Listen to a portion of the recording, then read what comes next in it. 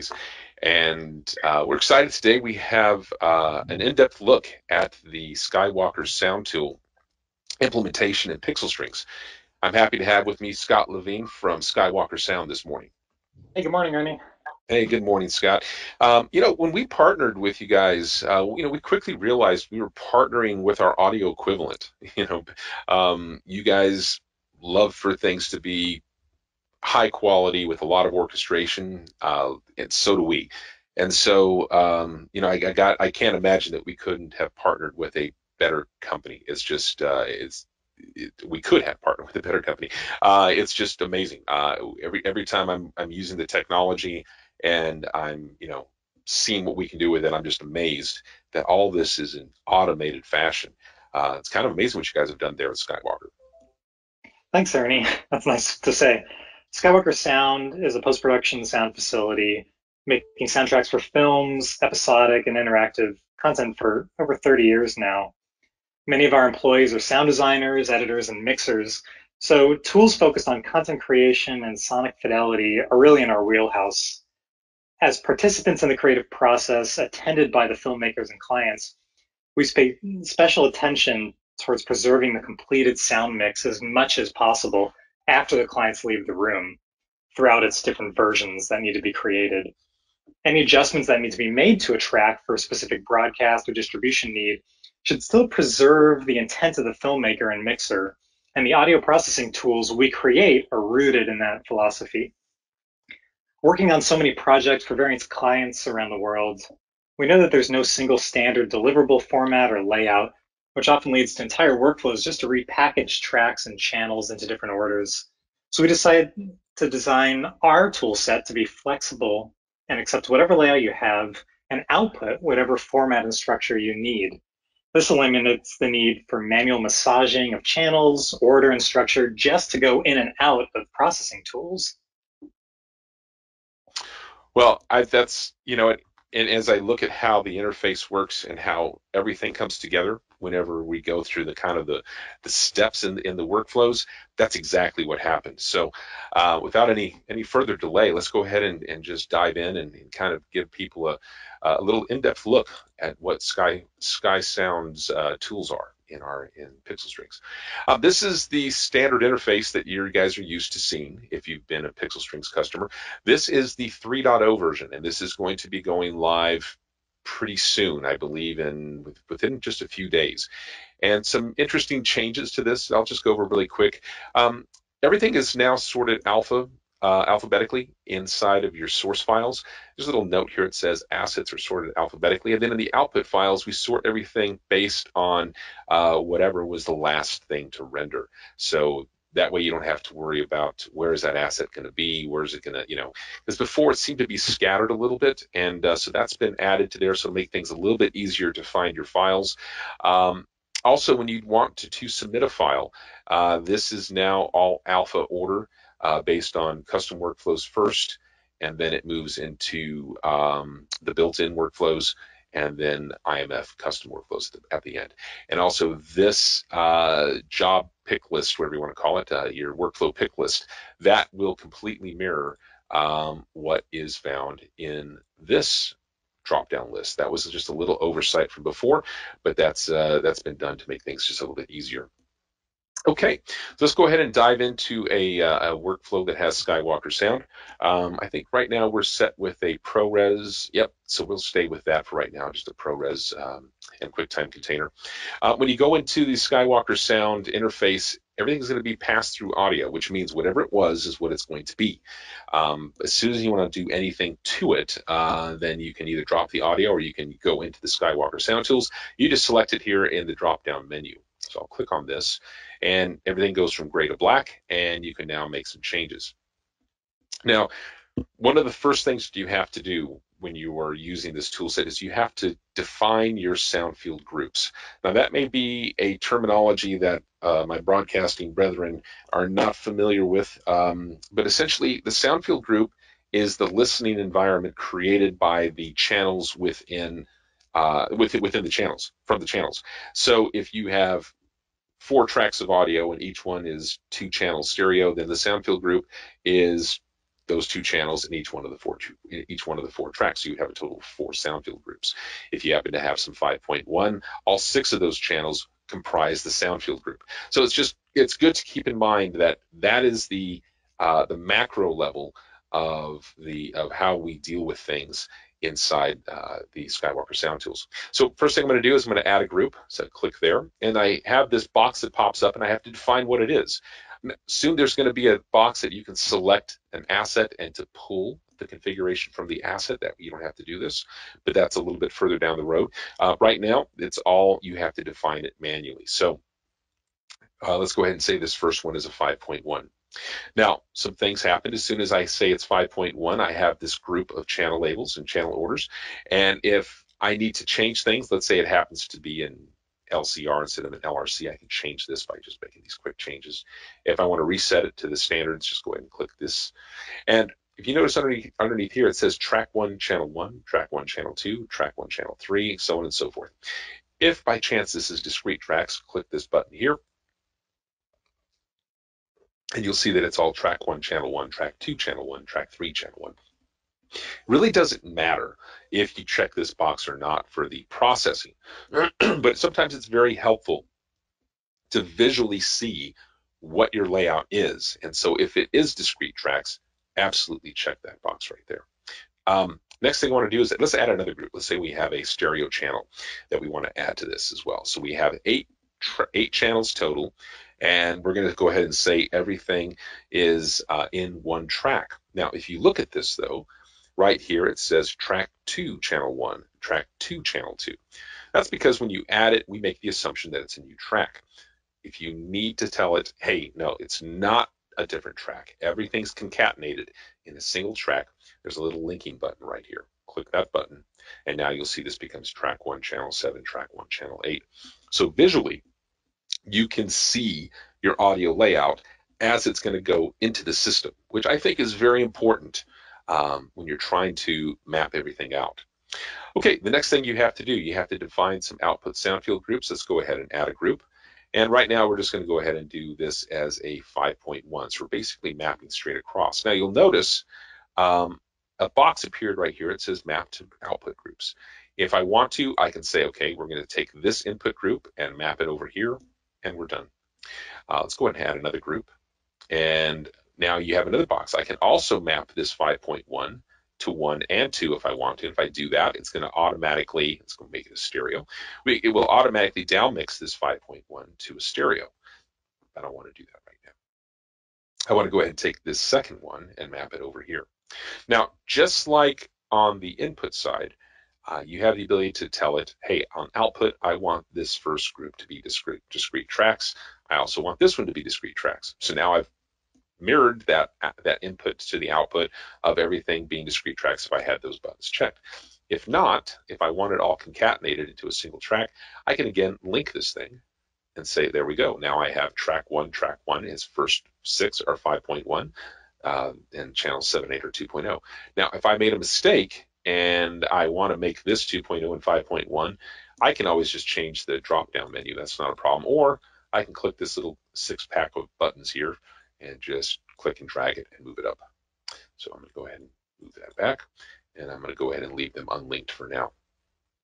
Okay, let's go ahead and add another group, and let's add a 7.1. And we're going to go ahead and add another output group. We're going to add a mono, and we're going to do something unique with this 7.1 going into this mono. Okay, now if you notice, I can map all of these to 1, 2, or 3. I can map all of these to 1, 2, or 3, but this first one, I can't do any mapping to this first output group. And that's because this is 2 channels and this is 5.1, and I can't do any, and I can't go here because it's a mono. So I can downmix from this I2 to this track 3 because I have more channels here than I have here. When this happens, it's going to automatically assume, hey, I've got a downmix. And so that's basically how that works. I'm going to go ahead and leave that off. And then on this third one, we're not going to do anything there for right now. Okay, so based on that, if you turn on channel routing mode, you're going to get this little warning message. Are you sure you want to do this? Yes, okay, I'm sure I want to do this. The 5.1 input group, this I1 means input, is going to output sound field group 1, and it's going to basically just be a map straight across where it has automatically placed the left in the left, the right in the right, the center in the center, so on and so forth. If I want to change this, let's say I know that right channel is 2 dB hot.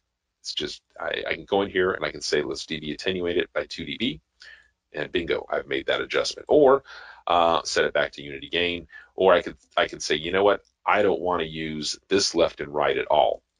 Let's turn these two off because it's the wrong language or it's something. So what I can do is turn those off, and I can say, you know what, I know that this stereo has the left and right channel that I need. I can add that input sound field group here, and now it is mapping this left to this left and this right to this right. So that's how you can easily, in this channel routing mode, start creating any combination. And we'll go through some specific examples that I know the folks at Skywalker Sound deal with on a regular basis in just a bit. Moving on, this last output sound field group we defined, we said it was going to be mono, and let's go ahead and take the 7.1 input. I'm going to click add, and you'll see as soon as I do that, it's going to downmix using Skywalker Sound's downmix algorithm to go from 7.1 to a mono mix down. So, okay, the last features just to quickly go over, and then we'll go into more depth later, is the output sound field groups loudness processing. Now, if you notice, there's a checkbox here. It says process all output sound field groups the same. If everything needs to be the same loudness spec, check this box. You don't have to do it, 3 different times. But you may have different delivery targets for this sound field group versus this one versus this one. So if you uncheck this box, you now have the ability to change the loudness processing for each output sound field group independently.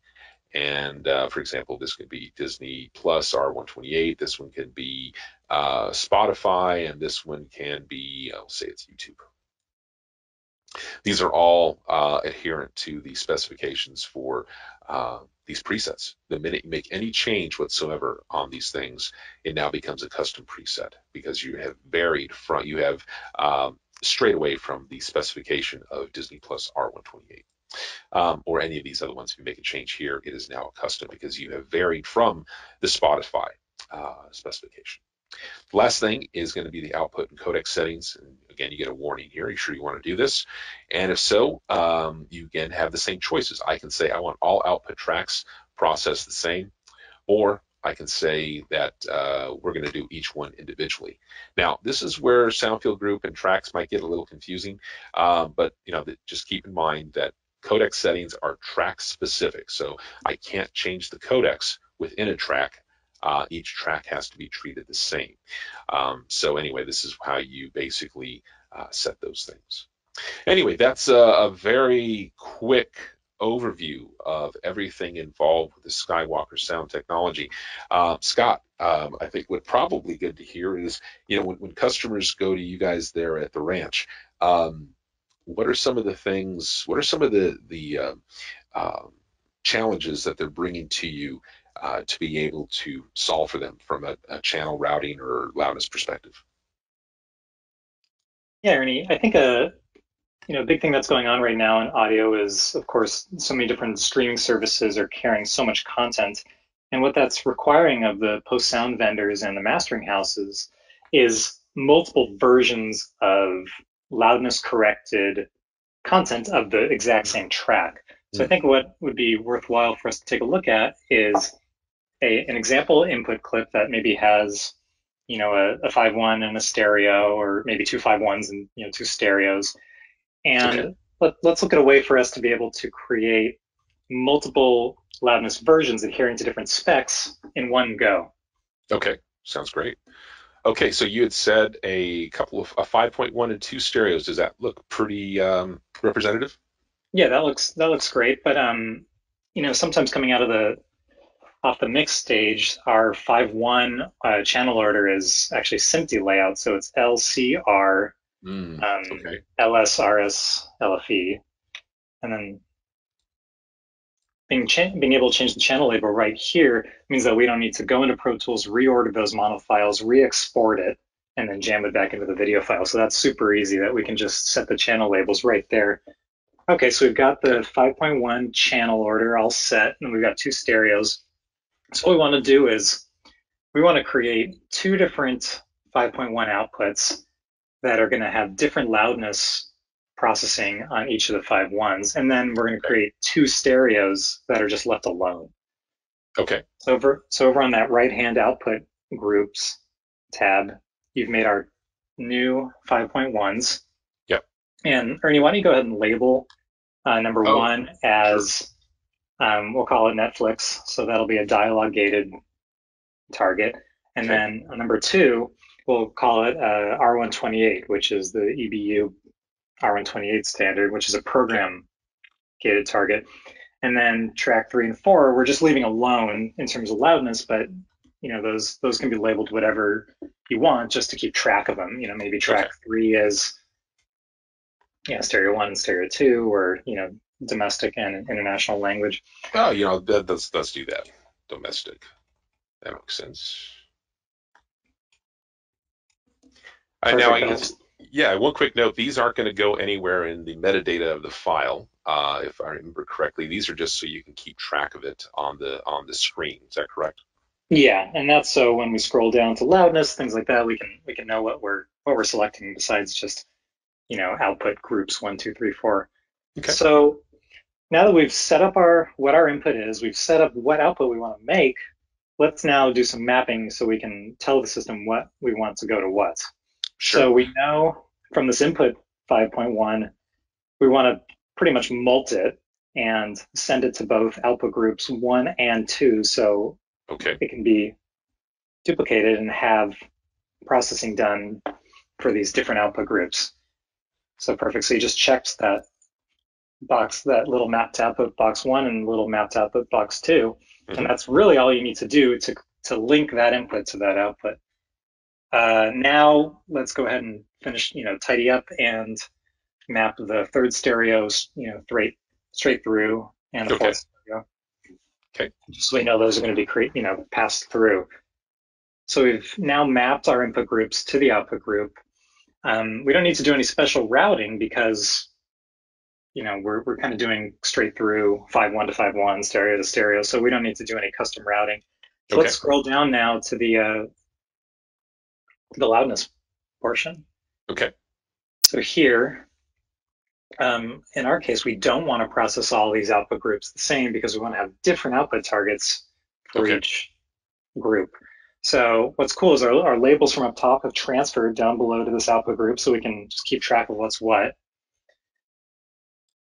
This output. So now we're defining what targets we want to hit for each output group. So now we've got the checkbox for output Cinnafilm group 1, and that checkbox means that we are enabling the processing. So looks like Netflix was still selected from your earlier clicks, so that's cool. So that looks like it's all set. I think it just chooses the top one. We don't have a choose one, and maybe we should have it choose one. And maybe it looks like we're pushing Netflix or something. We want to be agnostic. Yeah, so I'll ask our engineers to add a choose one because I think that's kind of funny that it just defaults to Netflix. That's more fair. I think so. Yeah. So our first 5.1, we want that to be adhered to Netflix spec, which is a dialogue gated measurement based on 1770 standard from ITU. Okay.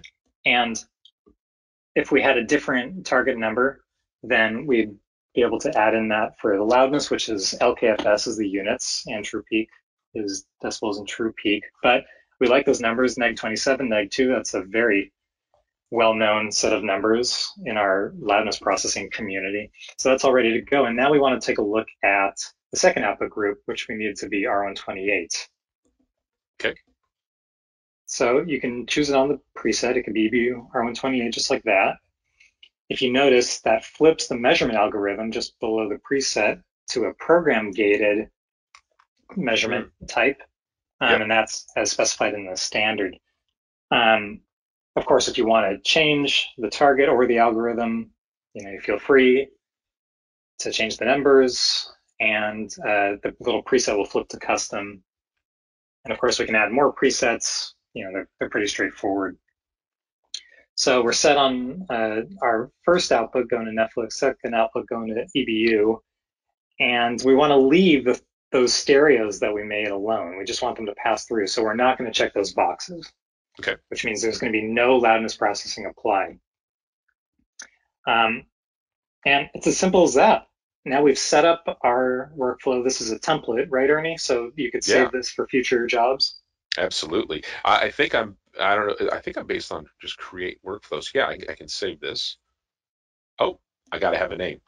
We don't let you save something without a name, so I got to go back to the name tab, and I got to put in one, and we'll call this the Sky Sound 1.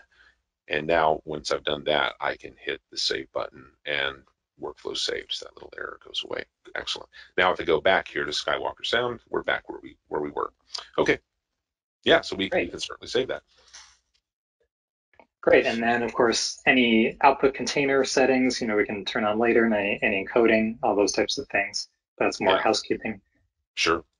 Uh, So that's really all that's required um, in terms of setting custom loudness groups. And in this case, we actually created a new output group. So we duplicated, one of the inputs to give it its own loudness processing rather than having to run two jobs, one with each loudness target, which is pretty cool. yes, it is. It's convenient. That's for certain. Yeah. Okay. So yeah. So I guess there you go. You've processed Netflix and EBU differently. It's all in a single render. So when you get your file out, you're going to have 4 tracks, 1, 2, 3, and 4, each with the processing here for Netflix, the processing for EBU, and these are unprocessed.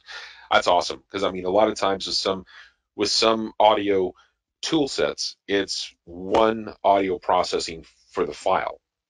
And if you want to do different things for different tracks, then it's process everything independently and then concatenate, then put the tracks muxed into a file. I mean, it can become a very laborious thing if you can't specify by track what you want to do. So I love that aspect of this technology. What's another common example that people come through the doors there at Skywalker Ranch and say, "Hey, I need this." What's another example of this? Well, here's another example. I'm not quite sure if it's so common, but it'll illustrate some of the strengths we have in the channel mapping, routing, and mixing section. If you want to go back up to the top, we're all Okay. set and we're cleared out. So let's add a 5.1 sample group coming in. But I'll just interrupt really quick. Mm-hmm. If you have made a lot of changes, right, to your work, and you do want to go back to just, hey, I want to throw all that away. Don't go through the trouble of just clicking all these little trash cans, getting rid of it. If you want to throw it all away, just go back to pass through and then select Skywalker Sound Tools again, and it wipes the slate clean for you. Um, yeah, I just wanted just to point that out because that way you'll be able to delete everything very quickly. Now, if you notice, I have then deleted everything, and I am still on my SkySound 1 preset. So if I hit save now, I just deleted everything off the SkySound 1. So if I want to go back and go and change the workflow, hey, something's going on. Are you sure you want to do this? Yes, change workflows. And then I want to go back and I'm going to select the SkySound 1 that we created. And then bingo, we're right back to where we were.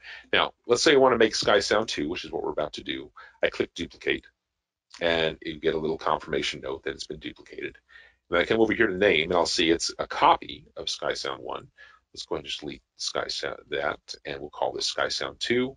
Click save, and now we've saved the workflow, and now we can go in, and let's go ahead and blow it away, and we'll go back in. All right, that's just a little housekeeping thing, best practice to make sure that if you want to save your work and just make a duplicate, that's kind of the process you want to follow. That way you don't lose anything. Okay, so let's go ahead and add that 5.1 that you mentioned. Sorry for interrupting there, Scott. I just wanted to make sure people know that it has that flexibility. Yeah, no, that's really convenient how easily you can trade between the two workflows and clear one out and then still retain your old work. So let's actually add three 5.1s total. So we'll say that we've got a set of stems coming off our stage that are dialogue and music effects.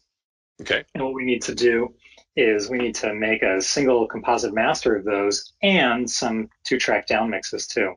Okay. So are they all independent tracks, or are they going to be discrete tracks? let's say that they're discrete tracks, so they're all mono wave files that were created and Okay. mixed into the video 1-to-1. And are all of the channel labels okay? Yeah, that looks great. Okay. So what we're going to do is we're going to add a single 5.1. That's going to be our Okay. composite master. And then Okay. we're going to add three stereos, three 2 tracks, which are going to be stereo down mixes of each of those inputs. Okay. So the first stereo will be dialogue down mix. I spelled it right. Yes. Okay. The next one will be music down mix, and then the third will be an effects down mix. Cool. Okay. Then this will get us into down mixing and channel mapping a little bit. Okay. So Do we want these to be discrete as well, or do we want them to be individual tracks? let's have them be discrete as well, so we can be mono in, mono out, Okay. or multi-channel, multi mono in, multi mono out. Gotcha. So what we want to do is first we want to assign all of the 3 input groups to the single number 1 output. So we want them to all sum together and become a composite master. You get a little warning that tells you, hey, you're putting more than one thing to that channel, but you just kind of just got to say, don't tell me again. So there we go. Yeah. So you want all 5.1s going to the single 5.1. Yep. And then what we want to do is make individual down mixes for each input. So that dialogue 5.1 is going to go to dialogue, music's go to music, and effects go to effects. Perfect. You did it. So that's that. Okay. If we wanted to let it rip, what we would do is we would do the Skywalker automatic down mixing for each individual group, and then the summing would stay 5.1. But let's enter channel routing mode, Ernie, Okay. and take a look at sort of what it's doing under the hood, and we can make any adjustments that we want to. Okay. See if I can get all 3 on the same. Yes, I can. Yeah, so just barely can. So this is our composite master. You can see here that the 3 stems that we've got coming in as inputs are going to sum together at unity gain, so at without any attenuation with each other. If we're okay with that, then that's fine. We can let it be. If not, what we can do is start attenuating. If we want to bring everything down 3 dB before we sum them, for example, we could by just clicking on each channel and lowering it. Or similar to what your example was earlier, Ernie, if one channel was said to be too loud or one stem, wants to be brought down a little bit, it could be. Okay. Is that what we want to do, or what would you like to do with Let's leave this at Unity because I think that'd be a lot of clicking for you to do. it? I don't mind doing a few, but yeah, gotcha. Okay. So why don't we can go ahead and we could lower the third stem down 3 dB Okay. because that's sound effects and it's too much. And then Ernie, I really like the cool color coordination that you're doing. As you attenuate more, the color gets deeper. Yeah. So it's a Yeah, pretty easy visual indicator. it's great. I've never taken that to the extreme. Let's see what happens. Oh wow. Yeah. Yeah. So It that's is really really great just in terms of human operator attention to be able to scan it quickly and say, oh, this color's a little different. Am I sure I don't want to, that I'm not matching? yeah.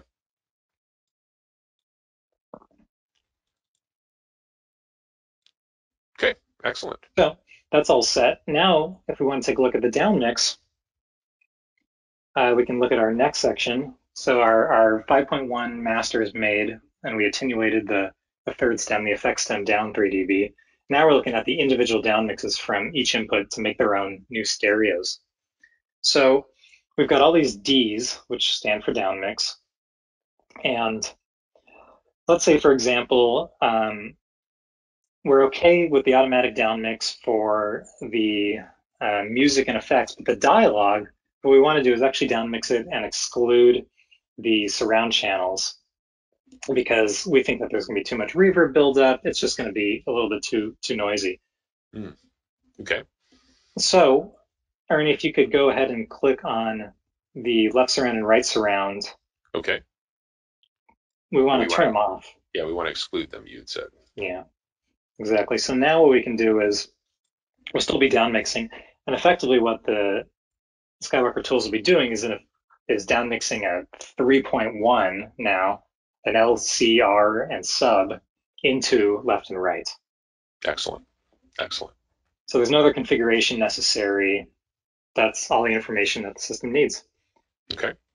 So now we've set all these sound field groups. Last thing let's do is let's do a loudness process on the composite master, Okay. because that one needs to be go for broadcast. And let's choose, for example, ATSC. I think there's an A85 program. Yep. There it is. Gated preset. So it's neg24 LKFS program and neg2 true peak. And we're all set. That's all we need to do. And we're going to leave the rest alone. And those down mixes can go off to marketing departments, things like that. Awesome. That's a pretty complex workflow. Yeah. I could easily see, I mean, quite a bit of work in different suites to accomplish this, which is just going to happen in a single render. It's awesome. I think it's a great way to, and I like the visual representation of everything. It's just a great way to lay everything out, and you know exactly what you're doing. Everything's labeled. It's awesome. That's great. You know, it made me think a little bit about the technology behind this. Is there you provided some macros? Do you want to go over anything about this and the about how it's doing what it's doing? I mean, because this is a lot of processing. I'm sure there's probably a couple of explanations worth going over about how we're achieving all this under the hood. Let's see here. Let me.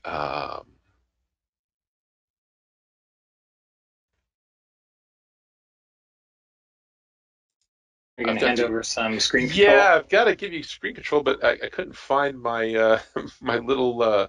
There we go. I've shared mouse and keyboard control. There we go. Okay, all right, you can take control now. Great. Yeah, we can definitely go over a little bit of the technology, and I want to leave enough time for questions too. So because we're building in, kind of a orchestration engine within Pixel String's orchestration engine to begin with, we had to be intelligent about how we structure and chain the signal processing modules so you can always make sure your processing retains fidelity, but is executed in the right order. For example, if you're creating new, down mixes and new channel groups, you want to make sure that any loudness processing is done after any of your mixing and mapping, for example, because otherwise, if you are just, have some inputs and you want to process them, but then you're making some other outputs and that are different from your initial input structure, it gets a little bit complicated in terms of when to do loudness processing and when to do any other audio processes on that. So what our engineers created was a pretty intelligent orchestration system that understands what the total job is and then structures all the signal processing modules so they're performed in the right order of operations. It's pretty cool.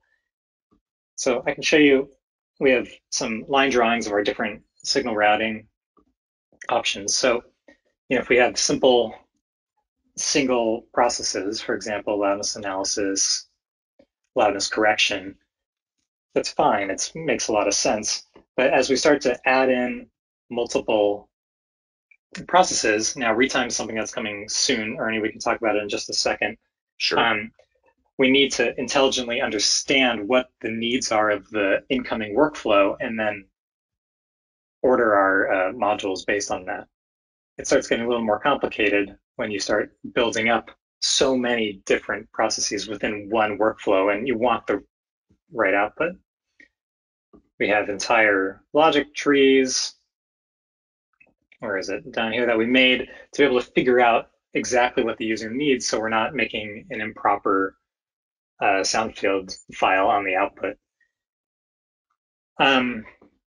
The way everything's structured within the Skywalker Sound tools and within the Pixel Strings platform is currently all audio assets have to be wrapped within a video file or muxed into a video file. Audio only mode is something that's coming soon. We have to do some integration together with pixel strings.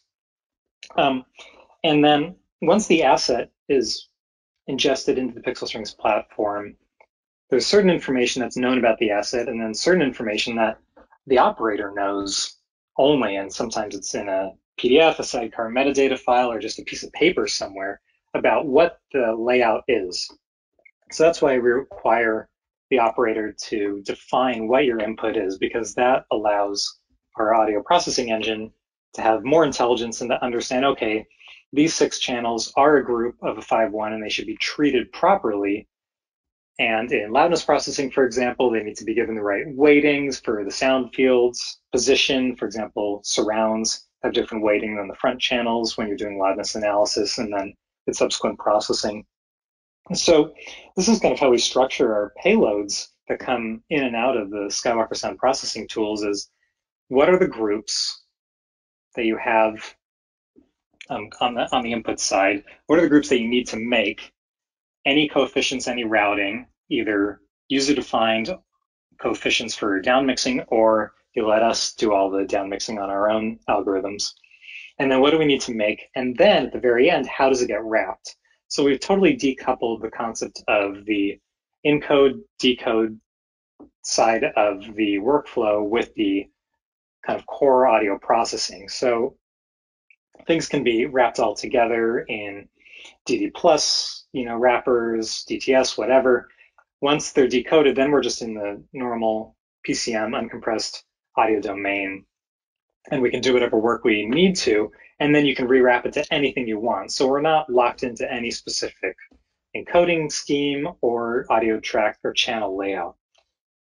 And it's pretty cool in that we've done that with the help of Cinnafilm and the Pixel Strings platform, because they already had the frameworks designed for the sort of anything in, anything out, methodology. One other thing just to speak about, I guess, is on our retime kind of future plans. All of the work that you'll be able to do with your channel mixing, channel mapping, and audio loudness processing will still be relevant and nicely integrated when you're doing an audio retime or time stretch as well with pitch correction. We know that whenever there's audio time stretch done, that changes things like peaks because you're actually changing the waveform. So we know that we need to be able to provide transparent audio loudness in and out of a time stretch, which is a pretty big problem for a lot of folks. Certainly. What's the I think you had a diagram that showed where retiming will sit in the process. I think it's it's this diagram, so it's a little wild, but it really has to do with if you are doing a retime and you need to force an audio loudness target on your output, or if you want it to be transparent audio loudness levels from your input. Regardless, if there's a retime that you need to do and you don't want to automatically just jam a new loudness target on after it, what we'll do is actually perform a loudness analysis before the retime, keep track of what those levels are, those true peak numbers are, and then make sure that those levels that you had coming in exactly match your levels coming out. But of course, okay. Our retimes are sample accurate and phase aligned, so we don't get any bizarre crosstalk or any artifacts. Excellent. Well, we certainly look forward to that. We've had Wormhole off in our interface now for about a month and a half because of just some difficulties in getting first of all, getting the interface into the Pixel Strings platform, and then also with the audio, making sure that when we're linking the loudness with channel mapping with the retiming, that there weren't any issues. And of course, since the only platform we had that was going to be able to do that is Skywalker Sound, it just made sense to go ahead and turn it off. So we're looking forward to, within the next 30 days, turning that back on. I guess it might be good to chat a little bit about roadmap and what we have going on in the near future. We mentioned the the retiming, but maybe you can talk a little bit about some of the things with the other things listed here.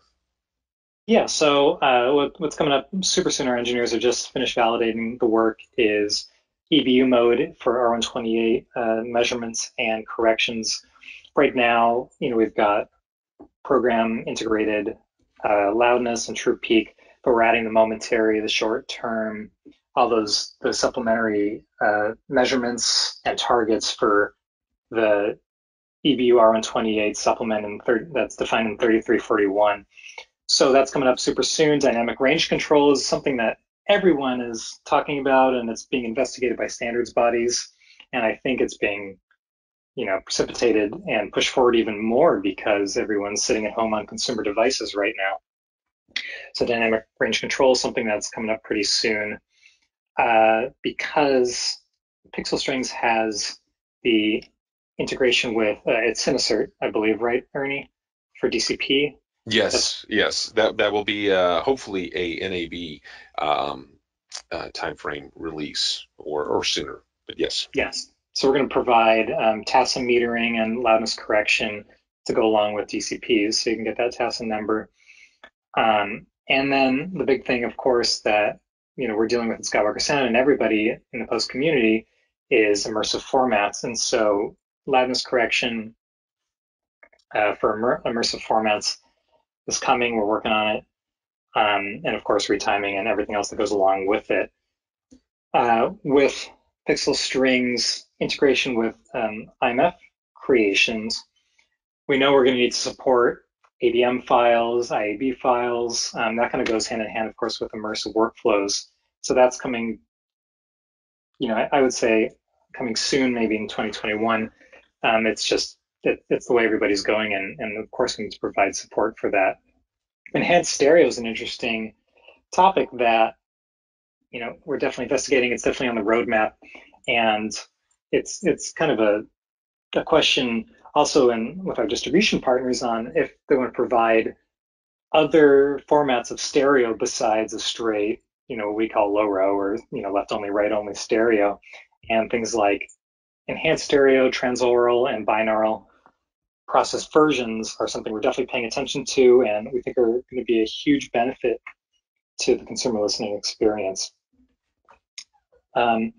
We talked about the time shift and pitch correction already. And then, of course, upmixing is a question. I think it's a few questions that we got this webinar too, and that is on the roadmap. It's in our minds, and it's coming. So we think the kind of most common upmix that's been requested is stereo to 5.1.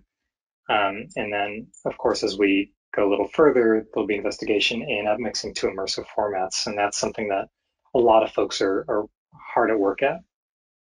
Excellent. Speaking of some questions, whenever we did the registration, we did ask, and please forgive the way that the question came about in the invitation. There was this weird credit card disclosure thing right above the box where we had asked about, you have any questions prior to the webinar. And that's just a go to webinar thing that we can't get around. So our apologies for that. But there were some questions that were, I'm sorry, go ahead, Scott. So we're not getting paid for this webinar? No, evidently not. No one put their credit card information yet. Anyway, there was a few questions that came out that were great, and so I wanted to go ahead and go over a couple of them because I thought they were good to go over. So some people had said that they were curious about stereo to 5.1, so that's the upmixing you talked about. Another person wanted to know, does Pixel String support sound field packages, discrete channels on the input, output, and or both? I think we answered that with a lot of the examples that we had. Someone was curious about processing IAB, ADM, Atmos audio, that type of thing, binaural, enhanced stereo rendering. Those are roadmap items. They hopefully will be live in early 2021. We'll see how long they take, of course. Another person wanted to know about stereo to 5.1 conversion. Audio restoration related. I don't think we have anything in the I don't think we've discussed having Skywalker Sound be a restoration tool. Um, I'm sure you guys do a lot of restoration there at Skywalker, so perhaps that could be something that's added to the suite. I don't know. That's something I hadn't thought much about. Do you have any thoughts on that, Scott? Yeah, we've our restoration often involves different studios coming back to us with mag archives or magnetic tape, masters, and asking for them to be restored and digitized, and so we often are manually doing restoration, with sound editors who kind of, some of them who actually worked on the original content and are pulling it back out.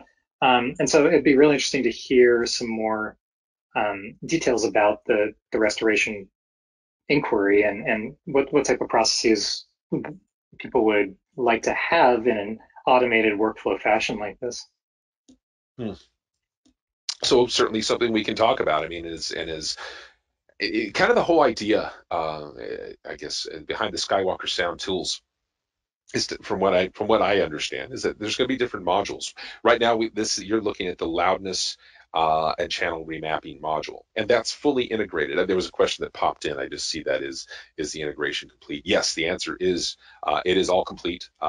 When you go into Pixel Strings, you're not going to see this exact interface because this is the 3.0 interface, but the 2.9 interface is live and it's running. You can run all sorts of stuff inside pixelstrings.com. So yes, the integration is complete. It's up and running.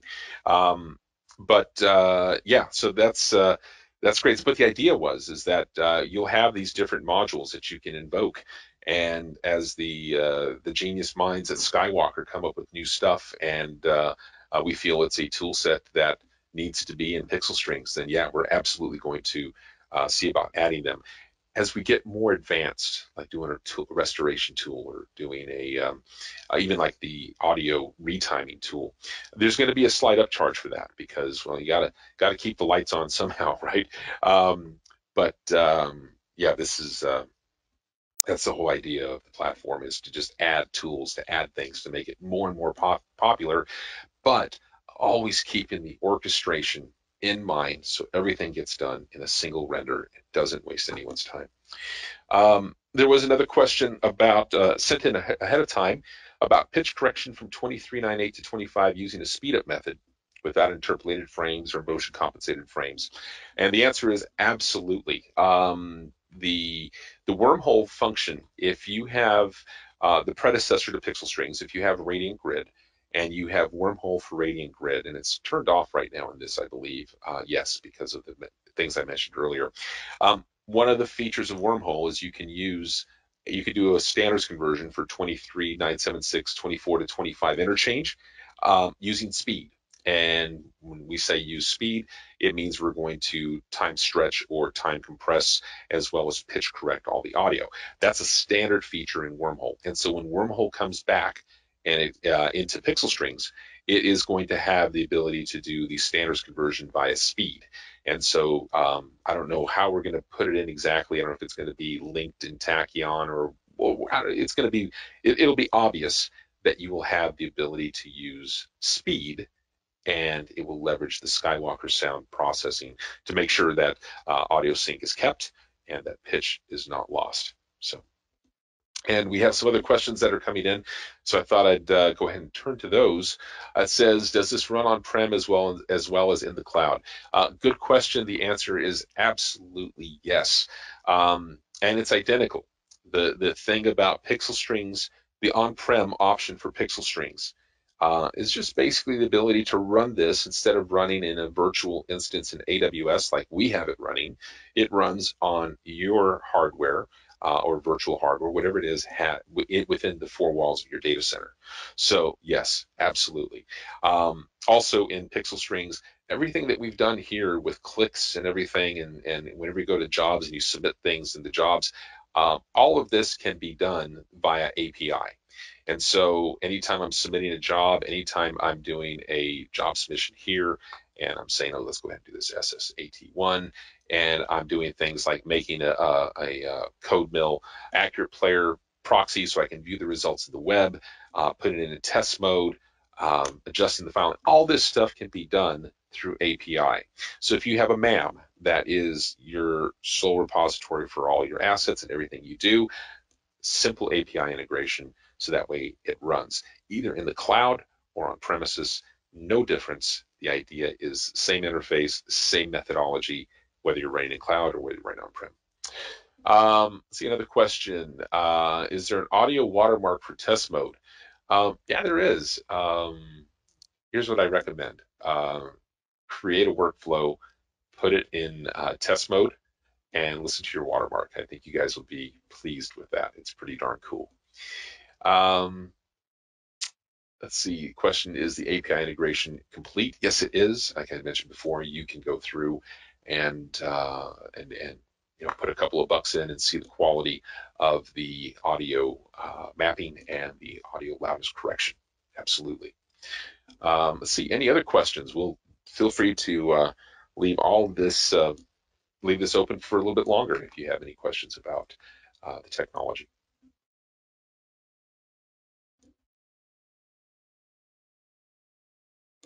I'm going to go back into the previous the pre-questions that were sent. Someone wanted to know about changing tracks, the volume, and the loudness. I think we covered all that. We kind of explained all of those with the dB attenuation as well as everything. Any other questions here that came up? Yeah, Ernie, I think if it seems like that a lot of users really want to be doing kind of global gains for entire groups and feel that hitting the attenuation button for each channel in a group, becomes cumbersome. I definitely think there could be a GUI kind of global gain for each output sound field group down there in the channel routing mode. I see what you're saying. That's actually a good suggestion. So that'd be worthwhile to see if people think that that's helpful. Gotcha. Well, I think that'll do it for questions. I will do a